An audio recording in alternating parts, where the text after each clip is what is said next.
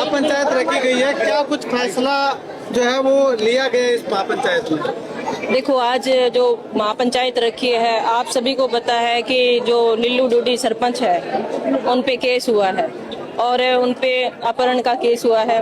तो उसी को देखते हुए हमने महापंचायत रखी है और सारे जो 51 गांवों के सरपंच है वो यहाँ पे पहुंचे हैं और पूरा गांव भी यहाँ पे पहुंचा हुआ है। तो देखिए, आज जिस हिसाब से हमने लोगों की बात सुनी, इनके बीच में महापंचायत रखने का मकसद यही था कि गांव के व्यू लिए जाएं और जो समस्या लिल्लू डोडी पे आई है उसका किसी तरह समस्या का समाधान भी किया जाए। तो हम सोच रहे थे कि पंचायत के अंदर ये समाधान हो, पर नहीं हुआ क्योंकि जो विपक्ष था वो पंचायत में नहीं आया, क्योंकि उनके अंदर भी एक डर है। तो सामने दिखा, पंचायत के अंदर ये भी दिखा कि जो लिल्लू राम डोडी है वो निर्दोष है, क्योंकि विपक्ष का ना आना और जो लिल्लू राम डोडी पे जो केस हुआ है वो एक तरफ दिख रहा है।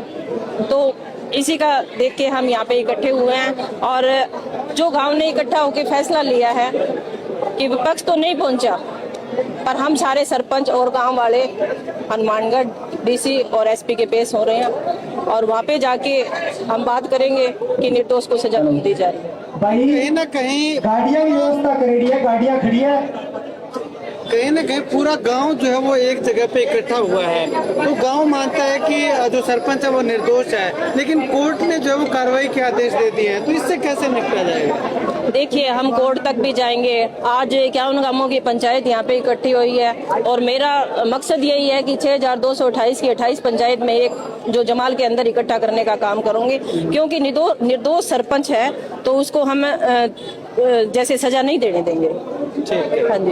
तो आगे क्या कदम रहेगा आपका? आज हनुमानगढ़ आप जा रहे हैं एसपी-डीसी से मिलने, तो इसके बाद क्या कदम रहेगा? देखिए, आज हम डीसी एसपी से मिलेंगे और वहाँ पे कुछ बात नहीं बनी तो उसके बाद में कुछ भी करना पड़े, चाहे रोड जाम करना पड़े, चाहे सीएम के पास भी जाना पड़े, हमारी लास्ट तक लड़ाई रहेगी और हम किसी भी हालत में लिल्लू राम डोडी की कोई भी सजा नहीं होने देंगे। दूसरे पक्ष से कोई बातचीत हो पाई है, कोई उनसे संपर्क हो पाया है कि आखिर क्यों उन्होंने ये किया? देखिए, खुला मंच था और सबके पास इनविटेशन था कि इस पंचायत के अंदर कोई भी आ सकता है, तो कोई भी यहाँ पे नहीं पहुंचा।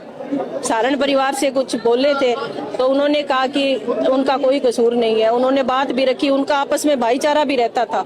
जैसे तिलका परिवार है या सारण परिवार है, इनका भाईचारे से पहले लेन देन होता रहा है, तो लेन देन तो किसी के साथ हो सकता है। और सरपंच एक ऐसी कड़ी बन जाती है गांव की कि उसको कहीं भी पंचायत होती है तो उसको जाना पड़ता है। आज सरपंच के ऊपर अपहरण का केस हुआ है, बहुत बड़ी शर्मिंदगी की बात है हमारे लिए तो, पर जहाँ भी हमें जाना पड़ा हम जाएंगे और हमारे जो सरपंच साथी है उसको न्याय दिलाएंगे। नंदलाल बेनीवाल पर आरोप लगा था, उनको भी पंचायत में बुलाया गया था, क्या कुछ गवाही नहीं आई? क्या देखिए, मैं उनको देखते हुए सोच रही हूँ कि बड़ी अच्छी राजनीति कर रहे हैं, जिस हिसाब से दोनों पक्षों को बिठाने की बात कर रहे हैं, और फिर भी कोई बात हुई तो हम जाने को तैयार है, उनके पास जाएंगे और जो फैसला होगा वो पंचायत के बीच में लाके रखेंगे। आपने भी खुले मन से नंदलाल बेनीवाल को आने का आह्वान किया है कि आप भी पंचायत रखिएगा। नहीं, देखिए, छोटा बड़ा कोई नहीं होता। आज हमने खुले मंच से उनको निमंत्रण दिया है, अगर फिर भी उनके पास से फोन आता है तो पूरी 51 गांवों की पंचायत उनके गांव में घर में भी जाने को तैयार है। पर हम यही सोचते हैं कि ये पंचायत जो फैसला है ये पंचायत के बीच में हो जाए तो अच्छी बात है।